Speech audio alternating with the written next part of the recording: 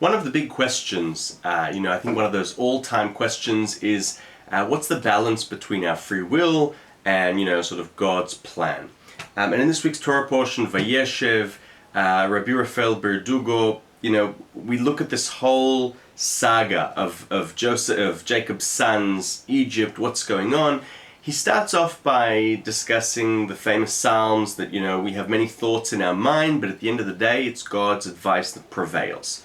And how do we balance between, God's advice is what prevails and, us doing what we do? And he brings a perfect example from the very beginning of the Torah portion.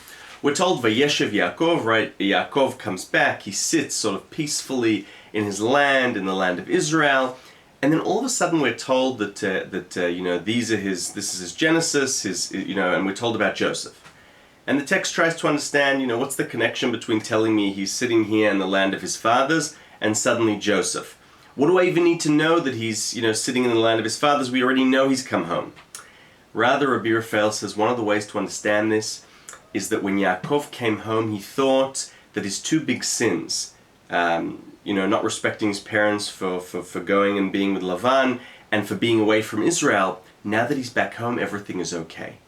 This is why the text continues to mention Yosef, to say that Yosef and everything that happened to Joseph is as a result of what Yaakov did. Meaning at the very beginning of this saga, we are told it's not about what the brothers did. It starts with the father. It starts with Yaakov.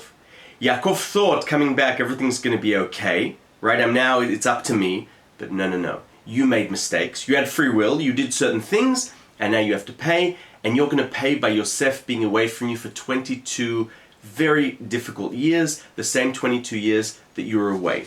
And we see this also in the continuation, where we're told, right after the brothers, he's sold, or they put him into the pit. What do? They take his tunic, the lovely tunic, the symbol that that Jacob loves Joseph more than anyone. They pour blood on it, they tear it in half, and they go and they say to Jacob, look, he died. We're sorry. Here's the tunic.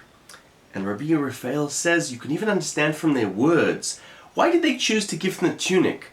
It hints. He doesn't say this is what the text is saying, but the text is hinting at that. It's almost as if Jacob's sons came to him and said, look what you did. You loved him more than anything. You created this jealousy. Look what's happened.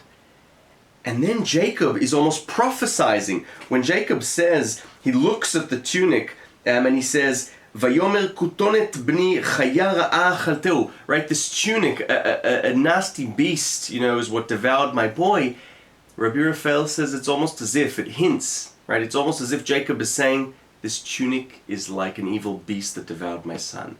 Not that an evil beast devoured my son, but he's prophesying, he's understanding what the tunic created.